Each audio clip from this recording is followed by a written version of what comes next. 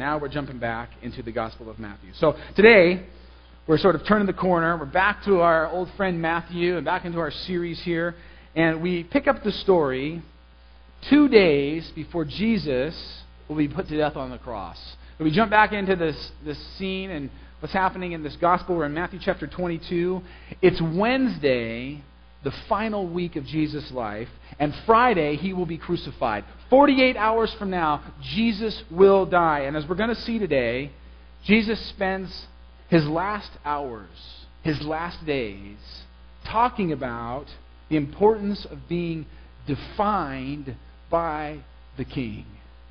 Jesus spends his last breaths sort of offering to us once again, in a number of different ways, the kingdom of heaven that he longs for us to have and experience and become a part of. Here's how he begins our section today. Matthew 22, verse 1. Jesus spoke to them again in parables, saying, "The kingdom of heaven is like a king who prepared a wedding banquet for his son." Now, remember, a parable is just a story that people were familiar with, that the teller uses to explain something people aren't familiar with. So what Jesus is saying here is, hey, you're not real familiar with the kingdom of heaven yet. You don't fully understand that. You can't fully grasp that. But what you do understand is a king who prepared a wedding banquet for his son. So let me draw some parallels here and help you understand the former. Here's what the people knew. They knew a wedding in those days was usually a 7-day event. 7 days filled with feasting and festivities and celebration. If you thought we went big for weddings here, now, in our culture, not even close to what they did in Jesus' day. They went huge. Weddings were enormous. 7 days. And if it was the king's wedding, if it was the king's kid, the king's son who was getting married, this was going to be like the greatest celebration the people of this culture could possibly imagine. So Jesus, as he starts to talk about the kingdom, he chooses a story that represents like the pinnacle of all parties. This is like the paramount party of all proportions. It's huge, huge stuff. He says, the kingdom of heaven is like a king who prepared a wedding banquet for his son. Verse 3, he sent his servants to those who had been invited to the banquet to tell them to come, but they refused to come. So here's how wedding invitations would work in the ancient world. Because people back then, they weren't as tied to time and schedules as we are. They didn't have like watches on their wrists and clocks on every wall and like big red ones in the back that tell the preacher like move it along, speed it up. And they just weren't as sort of bound by time. Plus, they didn't have the ability to be as scheduled as we are. They couldn't sort of prepare a 7-day feast for a multitude of people and know exactly when it was going to be ready to start. And so here's how invitations would work to a wedding feast like this, a wedding banquet like this. The inviter, in this case the king, would send out invitations sort of through his servants. And the invitation would sound something like this. There's going to be a party, a wedding for the king's son. You're invited. So be ready to come. The king wants you there. It's going to happen sometime, somewhere in this sort of region, this sphere of time. So we'll come let you know, but we just want you to know. It's kind of like save the date, right? You ever get save the date card? I just got one this week. Our very own Pastor Katie. Is she in here? Pastor Katie? Oh, she's at camp this week. Well, I got save the date for her wedding, which is important since I'm doing the service. But she has a little refrigerator magnet. And they're doing new stuff all the time. A little refrigerator magnet of her and Matt on there, all cute and cuddly at the beach, and save the date, right? Well, this is like save the date, but no date. Like save the month. So that's already happened. At this point in the story, that initial invitation has already come, sort of been extended. And now the second invitation is coming. The people are coming, they're saying, it's go time, it's time to do it. And that would happen real immediately because they didn't have refrigerators. They couldn't preserve all this food. So when the food was ready, when they were ready to go, it was like, here we go, and people would come. So that's what's happening here. It says this, he sent his servants to those who had been invited to the banquet, that had already been invited once, preliminary, to tell them to come. Like, now it's time, go time, wedding time. But they refused to come. Now, here's where the story gets weird. And it's weird because the people listening to Jesus at this point are thinking, what?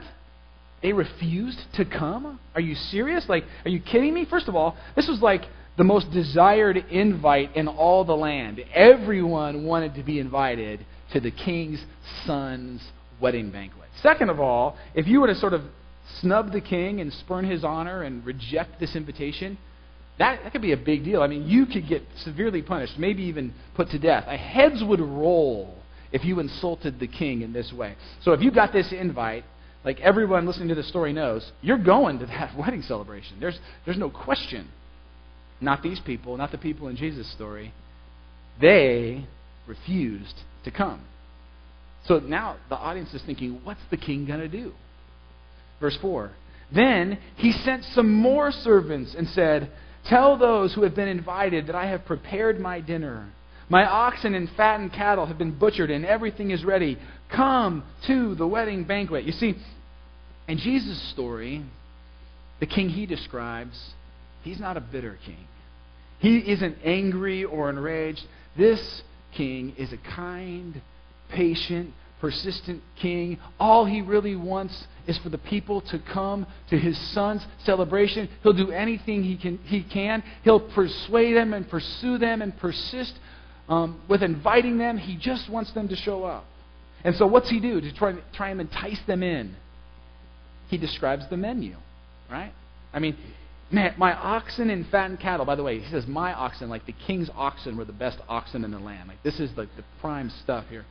My oxen and fattened cattle have been butchered and everything is ready. It's like he's reminding them again that this party is going to be amazing. Because in this culture, like in many culture and even in our culture, a party is largely defined by the quality of the food. Right? I mean, think about it. When you talk about a party, like, how was the party? You always talk about the food. How was the party? It was amazing. Sally made this apple crisp. I mean, like, oh. Or like, how was the party? It was killer. You should have seen the spread. I mean, people are talking about the food because quality of food often equals quality of party. It's why the Super Bowl party I went to last week was better than the Super Bowl party you went to last week. Because at my Super Bowl party, my buddy Chuck got baby back ribs from Trader Joe's. And then he marinated them for days. And then he put a dry rub on them. And then he cooked them for hours on end in his new meat smoker. And he even had like soaked the wood chips of the smoker in the marinade as well. And then he put them on the barbecue. And they came off the barbecue. And I had like 2 full racks because I just couldn't stop. And the meat just fell off and melted in my mouth. And there's some game on. I can't even remember. I just on the ribs. I mean, like, oh, amazing. So good. And it made the party. I mean, the company was, but the ribs. Well, the king in Jesus' story is saying the same thing. He's saying, don't make the mistake of missing this party. It's going to be an amazing bash. 7 days of the best food and drink you've ever had. Verse 5. They'll surely come. They're surely going to roll now, aren't they? But they paid no attention and went off. One to his field, another to his business. And that phrase, they paid no attention, it more literally means they didn't care. But they didn't care. They were ambivalent. They were indifferent. They were unconcerned. And friends, here is where this parable starts to hit a little too close to home for you and me. You see, it's not that these people hate God. It's not that. It's not that they hate the king. It's not that they reject the offer of the kingdom so that they can go off and do all this wretched, evil, horrible stuff. No, they're just busy.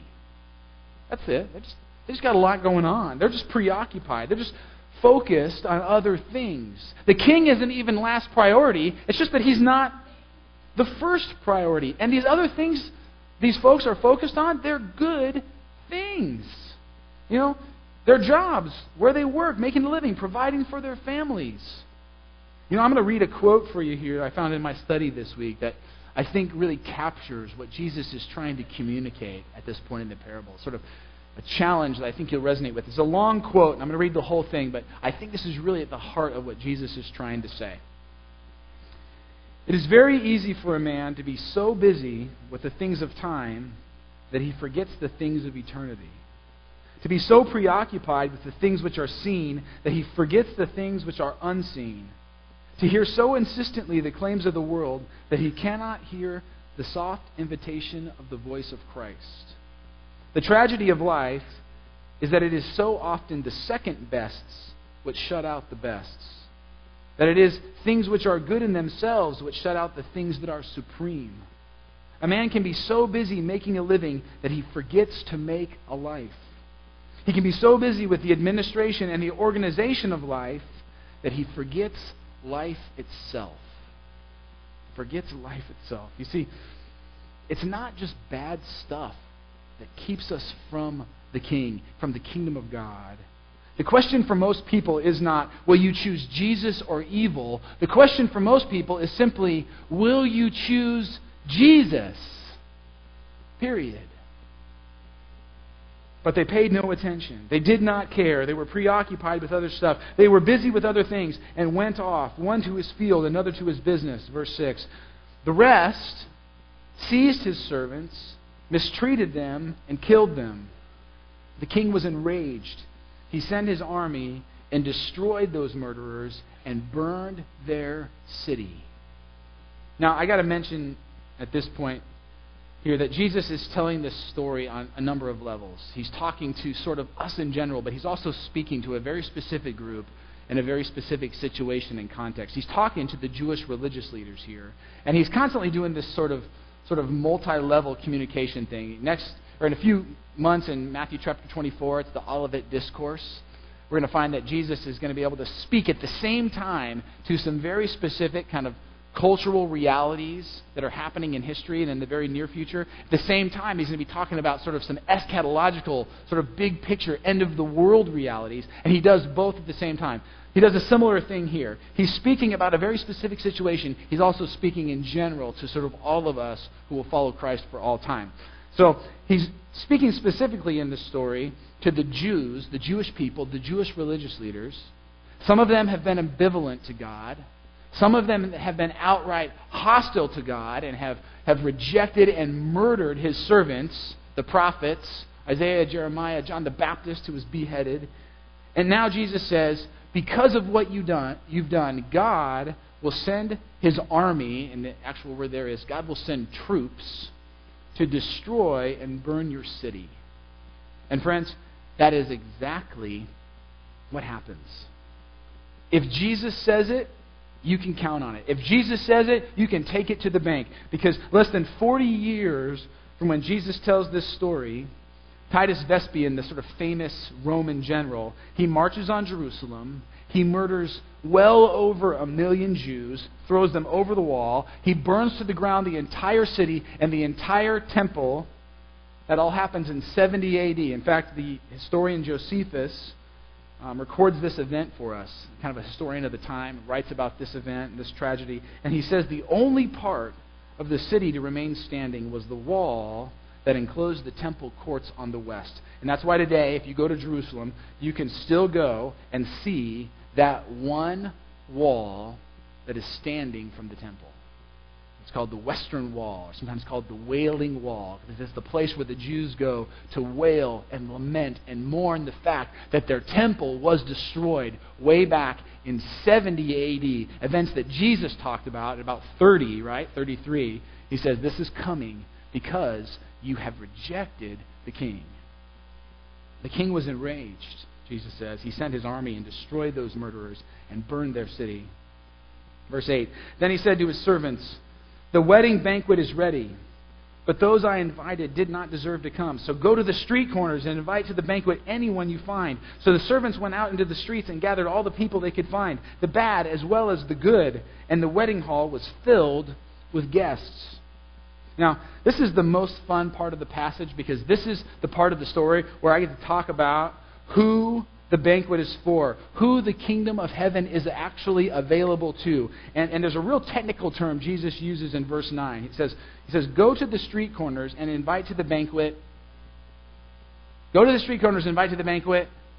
Yeah, and that word anyone there in Greek, it technically means anyone. Anyone. Who can come to the banquet? Anyone. Who can come to the king's celebration? Anyone. Who can come into the kingdom of heaven? Anyone who will. Anyone who will say yes. Anyone who will set aside what's going on in their life and walk into the party.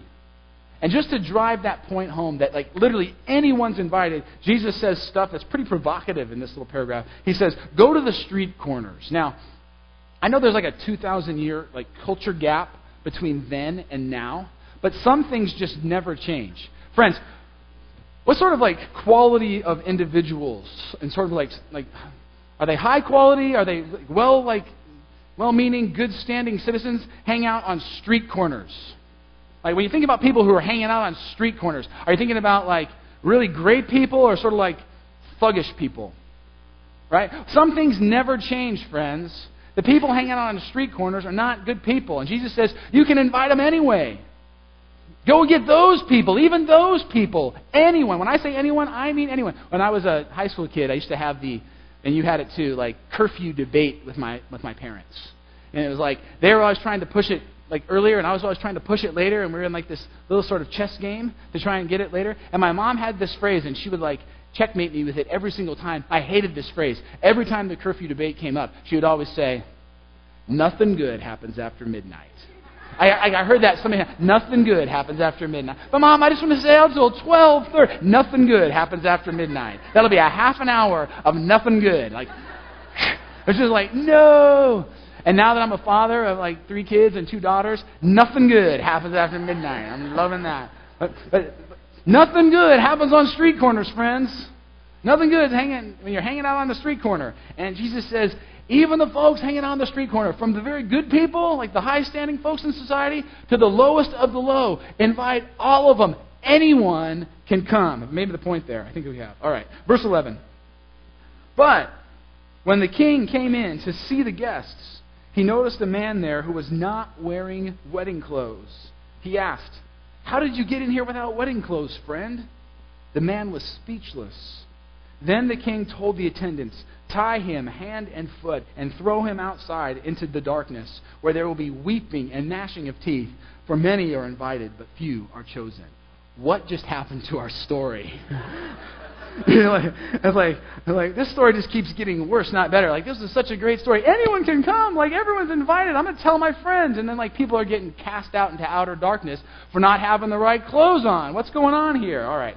This is the part of the sermon that is perhaps the most significant for you and me. And the major sort of cultural significant thing that you need to understand here, you need to know is this. If a king invited a peasant or a commoner or someone of a lower class to a wedding, the king would always provide the wedding clothes. Because the common people, they couldn't afford those sorts of clothes. And the clothes you would wear would show your sort of respect and honor for the bride and groom. And so because these people couldn't afford these clothes, the king, it was his responsibility to provide the clothes. And he would do that. And so it's not as if this man just can't afford it. He doesn't have the right clothes and he's just a sloppy dresser. No, he's just not willing to put them on. He's just not willing to submit, to surrender to the king. He's just not willing to wear and be who the king wants him to be. My 3-year-old daughter's sort of like this. She doesn't like to be told what to wear. She wants to dress herself. There's just like this stubborn streak in her. So we'll get her dressed, and we'll have her all set to go. She looks really cute and matching and coordinated and, decent. And then before you know it, she's gone into her room and ready to dress her and completely changed her outfit. She came out the other day, and we're ready to go. We're all set, and all of a sudden she comes rolling out. She's got purple, high-heel, plastic dress-up slippers on, and this ladybug backpack, and that's it. And she comes rolling out, I'm ready. I'm like, what, PJ, what are you doing? I'm wearing this. And there's no shame in that girl's game. I mean, nothing good happens after 7 with her. So she's just like, let's do this. Like, you're not telling me what to wear. So it's just always a battle with her. Well, this guy's kind of like my 3-year-old. He's like, you ain't telling me what to wear. And friends, the clothes in the Bible, it seems sort of silly, right? Like, well, it's just clothes. Why are we hung up about clothes? But clothes really aren't clothes. Clothes in the Scriptures, in the Old and New Testament, represent sort of who you really are. They're sort of an outer way of talking about what's really happening in your life and in your heart. It's what people see when they look at you, what your life is truly all about. So when we talk about what clothes you're wearing, it's what is your life really all about? What are you committed to? What are you defined by? And so what Jesus is saying here is this. He's saying, it's not just about a ticket to the banquet. It's about becoming a part of the celebration. It's not just about showing up to the banquet. It's not just about sort of being in the vicinity. It's about becoming a part of celebrating the Son. It's about sort of receiving this invitation to now come and be clothed for the event, to come and be defined by the King. And that's the offer that's being made. Come. Come to this celebration. Come to this party. Come and be defined. Come and be enveloped. Come and be clothed by the King. In other words, Jesus doesn't just want you in the party. He wants the party in you. It's why our mission as a church, friends, centers around the idea of transformation. Our mission as a church is not see how many people we can get to come to church every week. Our mission is we want you to be transformed. We want you to live and to share the transforming love of Jesus. See, there's something that's changing. There's something that's happening. You are becoming more and more defined by the King, clothed with Christ. Because, friends, to believe in Jesus, to receive Him, you cannot not be transformed by Him. It is impossible to have Jesus, to receive Him, to accept His gift of salvation, to be clothed with Christ, and to not be transformed. If you're not being transformed, you don't have Christ. Those two realities cannot be separated. They never are separated in Scripture. It's why it's why I spend 10 minutes at the top half of this sermon saying, have the sermons been impacting you? Are you any different? Are you changed? Are you really putting on Jesus Christ? Or are you just coming to church? Because I love church, but church is not the goal. Christ is the goal.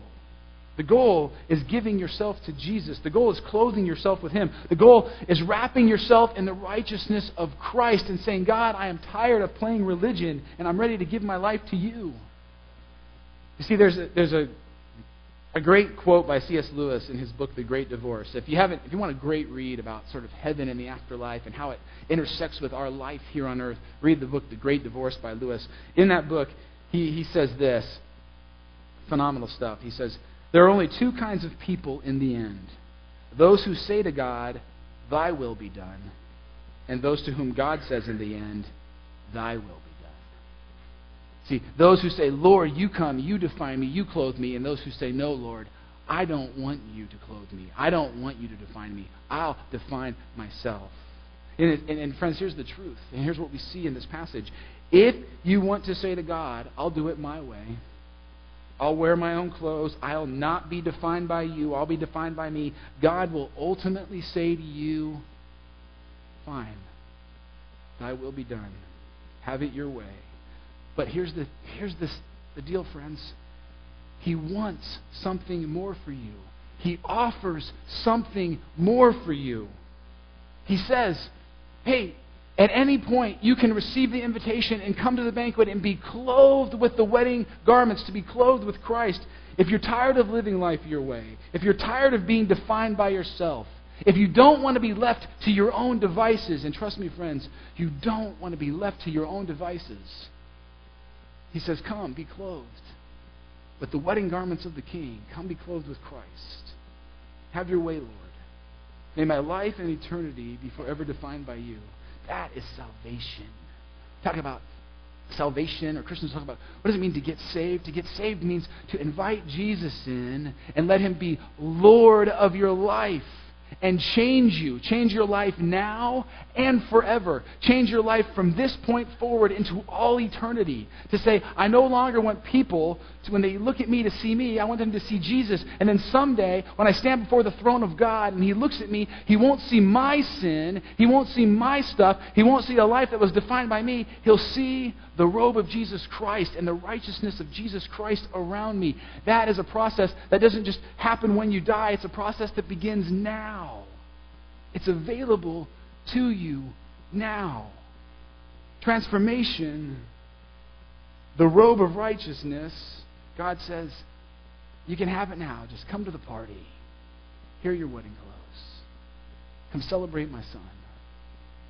And I guess I'm going to close this morning. I'm going to ask Josh and the team to come up. We're going to close with a song, but I just want to say, do you need to be defined by the King today? Have you never declared, I want to go to the party, I want to put on the clothes, I want to be defined by Jesus, I want the righteousness of Christ for me? Do you need Jesus? Are you here in church? Are you at the banquet and you're milling around, but at the end of the day, you don't have the robe, you don't have Christ, you don't have the thing that really makes a difference? The robe of righteousness from Jesus Christ. Do you need Jesus in your life?